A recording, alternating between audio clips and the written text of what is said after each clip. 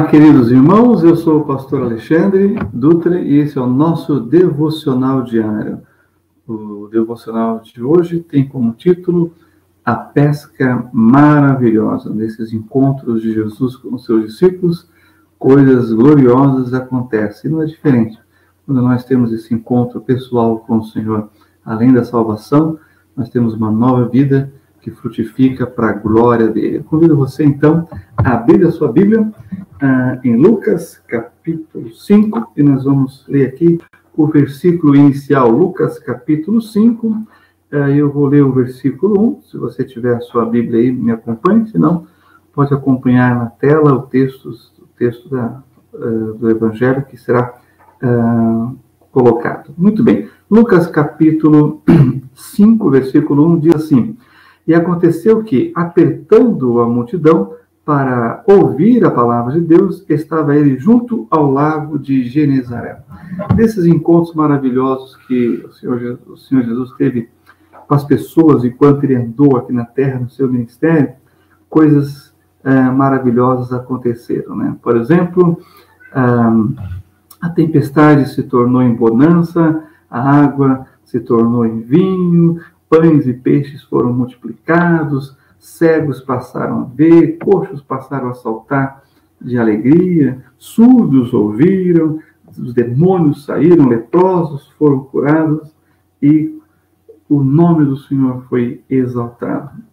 Coisas assim que acontecem nesse encontro maravilhoso que o Senhor Jesus teve com os discípulos, em que eles vão pescar, mas antes disso, o texto mostra para a gente que ele estava ensinando de manhã, ou seja, ele aproveitou o início da manhã, ainda calmo, dia, tranquilo, e ele foi ensinar as pessoas queriam ouvir a palavra de Deus. Perceba que no versículo 1, a multidão apertava porque queria ouvir a palavra de Deus, ou seja, havia uma sede, uma busca espiritual pela palavra de Deus que era pregada, anunciada, proclamada pelo Senhor Jesus Cristo. Que cada um daqueles que são chamados discípulos de Cristo possam ter esse desejo de cada dia, cada manhã, no momento que puder, se alimentar da palavra de Deus, buscar as Sagradas Escrituras, aquilo que precisa para a sua vida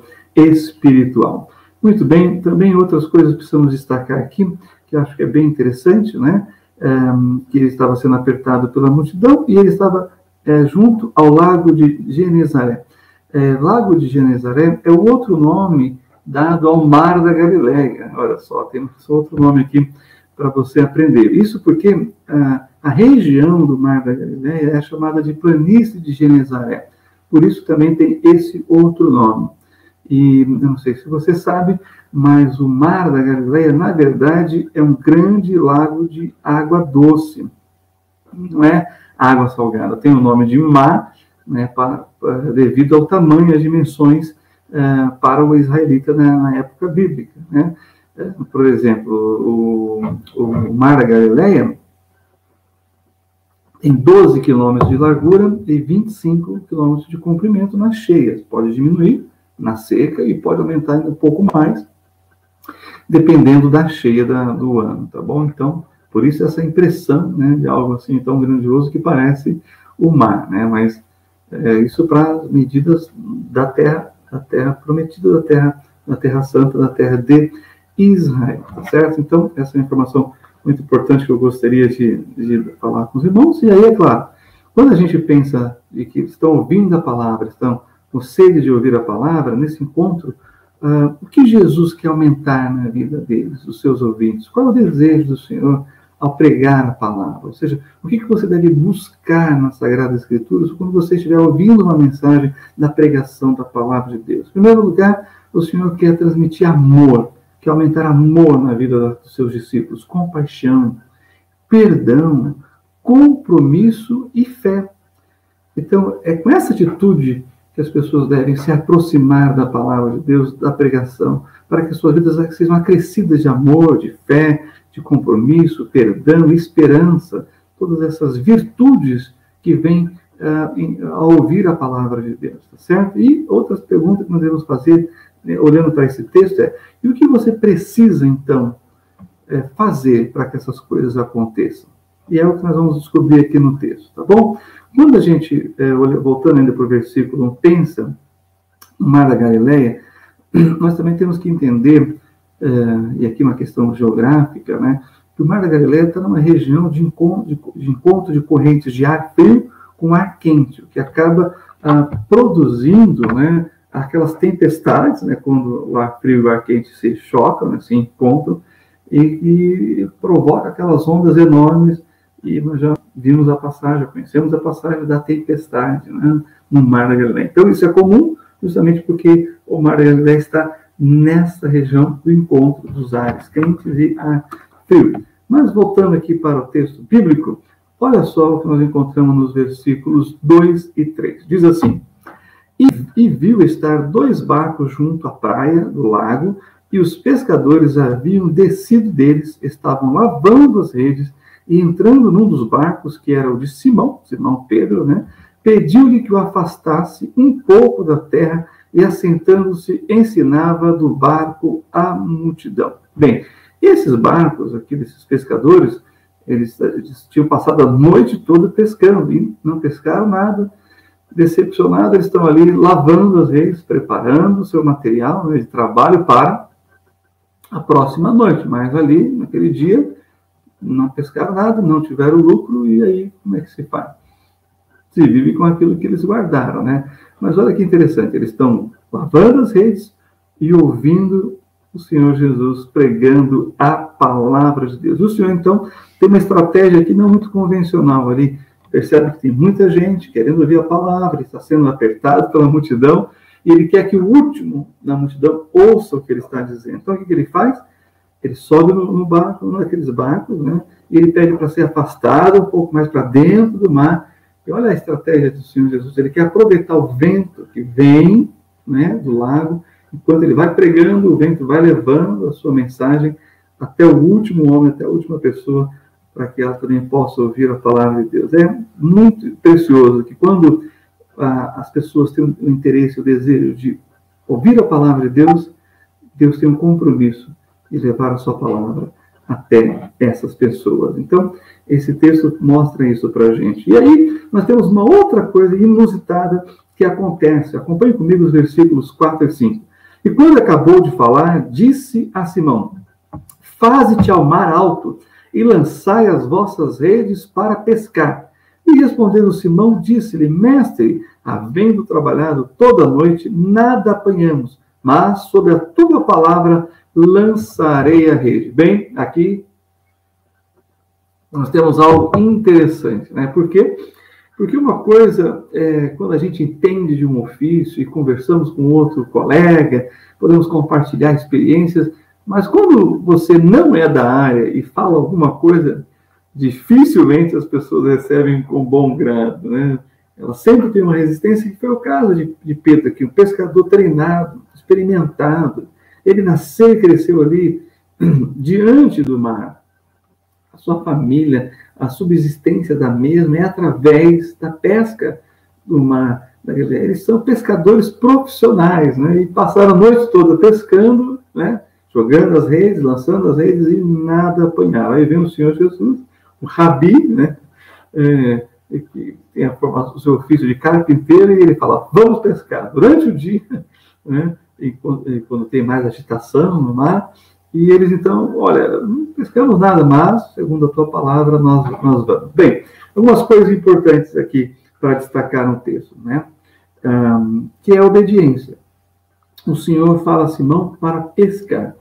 Pedro argumenta, reluta, e isso é natural, é normal. Aqueles que ensinam devem estar preparados para ter uma certa resistência daqueles que ouvem, porque muitas coisas às vezes são novidades e isso tem que ser experimentado na vida. Então é normal que haja uma resistência. Houve resistência, o Senhor insiste, mas aí os discípulos obedecem, né? E no verso 6 nós temos o resultado. Olha só como é bom obedecer a palavra do Senhor Jesus. Versículo 6 diz: E fazendo assim, colheram uma grande quantidade de peixes e rompia-se-lhes a rede. Olha aí a bênção, a abundância, né? foi tão grande que as redes quase romperam e quase que eles perdem tudo, porque Deus realmente abençoa em abundância os seus filhos, né? Ao ponto de terem que chamar outro barco para ajudar. Aquele outro barco que estava junto lá com os discípulos, olha aí o versículo 7. Eles fizeram sinal aos companheiros que estavam no outro barco para que os fossem ajudar. E foram e encheram ambos os barcos de maneira tal que quase iam a pique. Quase que o barco afunda de tanto peixe. Bom, nesses dias que nós estamos passando por tanta privação, né, do trabalho, do salário, do sustento, de ganhar o nosso pão de cada dia, como é bom saber que mesmo em escassez, a escassez, o Senhor pode providenciar o milagre de uma pesca maravilhosa. O Senhor pode prover para você, meu irmão, minha irmã, o seu pão de cada dia. Confie nisso. Creia e obedeça a palavra do Senhor Jesus. Bem, quando nós pensamos nessas coisas, né, eu acho que vale a pena aqui destacar uma experiência que eu tive lá no Mar da Galileia. Nós acampamos no Mar da Galileia com a família, né?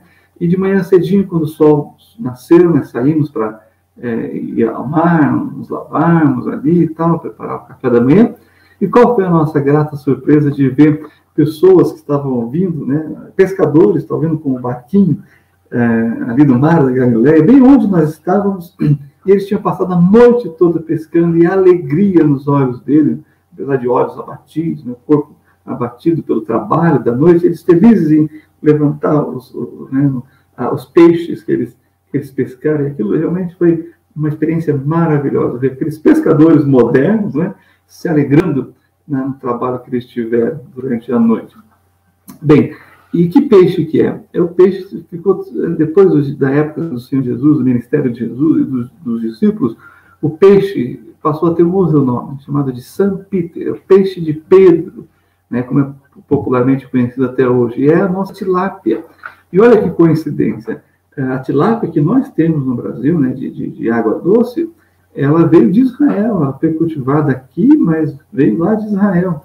Então nós temos uma ligação aí na questão aí, né, da pesca com o Mar da Galileia. E uma outra experiência que nós tivemos, além de estar com os pescadores, vendo ali os peixes, foi justamente à beira do Mar da Galileia, comermos, né, o peixe frito, né, o peixe de Pedro, frito ali, com uma saladinha, um limão, né, em frente do Mar da Galileia, lembrando essas histórias da Bíblia, das coisas que o Senhor realizou neste lugar maravilhoso chamado Galileia, em específico o Mar da Galileia. Mais uma informação nessa área das informações aqui. Mar da Galileia também é chamado em hebraico de Kinneret. Kinneret é por causa da aparência que o Mar da Galileia tem com a harpa. Kinnor quer dizer harpa, Kinneret quer dizer, então, o mar que parece, tem um formato de harpa, tá bom? Essa é uma informação muito interessante. Bem, algumas lições que podemos tirar até esse momento aqui. Primeiro, que nesse encontro com Jesus, os discípulos tiveram aumento no lucro de seu trabalho. Confie, o Senhor vai abençoar as suas mãos e vai prosperar as suas mãos, para a glória dele e para o suprimento das suas necessidades. E a verdade por detrás dessa passagem é que Deus nunca fica devendo nada para ninguém. Ele não pediu os barcos emprestados, então ele prosperou o trabalho deles através do peixe, né? Da pesca maravilhosa. É por isso que lá em 1 Coríntios 15, 58 diz assim: sede firmes e constantes, portanto, meus amados irmãos, sede firmes e constantes, sempre abundantes na obra do Senhor, sabendo que o vosso trabalho não é vão no Senhor. O que você precisa fazer para que Deus multiplique suas bênçãos em sua vida? 3 liçõezinhas rápidas aqui para entendermos. Primeiro, disposição. Os pescadores, depois de uma noite inteira, com dores físicas, né, tentando pescar seu ganha-pão e não terem conseguido, eles ainda assim tiveram disposição de voltarem ao mar, ir para o mar alto, mais profundo, e fazer tudo de novo. Então, a disposição é um dos princípios para que você seja próspero, abençoado e veja a pesca maravilhosa acontecer. Segunda, generosidade. Percebam que eles emprestaram o barco para o Senhor Jesus. A prosperidade está em ser generoso. Quando você é generoso, saiba que Deus está te vendo e vai te recompensar. E, por último, o terceiro princípio aqui, fé obediente, né? Porque a fé é manifestado através da obediência. Eles creram na palavra de Jesus, eles voltaram ao mar e fizeram aquilo que o Senhor Jesus mandou. Quem faz aquilo que o Senhor pede, vai ver o azeite sendo multiplicado, né? Os pães e os peixes sendo multiplicados, e o azeite não vai faltar, e o maná vai descer do céu todo dia, através da sua disposição, da sua generosidade, da sua fé e obediência. E aí nós vamos para os versículos 8 a 10, que diz assim: E vendo isto, Simão Pedro prostrou-se aos pés de Jesus, dizendo: Senhor, ausenta-te de mim, que sou um homem pecador, pois que o espanto se apoderara dele e de todos que com ele estavam, por causa da pesca de peixe que havia feito. E de igual modo também de Tiago e João, filhos de Zebedeu, que eram companheiros de Simão, e disse Jesus a Simão: não temas, de agora em diante serás pescador de homens. Olha só que coisa impressionante que nós encontramos aqui. O pecado em contraste à santidade. Mas olha, quando Pedro reconhece a santidade de Jesus e que ele é pecador, esse é o processo de libertação, de restauração, é o processo de santificação, né? Quando ele entende que ele deve se afastar daquilo que é mal, que é errado, que não glorifica a Deus, que é indigno, que é imoral, que é indecente, e busca aquilo que é correto, a presença de Deus, a santidade de Deus vai envolvendo os discípulos. Eles passam, então, a serem chamados para serem realmente, de fato, os seus apóstolos, aqueles que vão levar a mensagem. Isso só acontece quando o Senhor Jesus faz o convite, né? Quando ele diz: não temas, de agora em diante serás pescador de homens. E o que acontece? A consagração. E levando os barcos para a terra, deixaram tudo e o seguiram. Olha só, quando você entender que a sua vida, os seus dons, os seus talentos, só serão sentidos quando você fizer isso, quando você aplicá-los para a glória de Deus, e que as coisas que você fizer aqui para Deus vai refletir em toda a eternidade, então a pesca será maravilhosa na sua vida. Deus possa te abençoar, que você possa aplicar esses princípios das Sagradas Escrituras na sua vida, no nome do Senhor Jesus.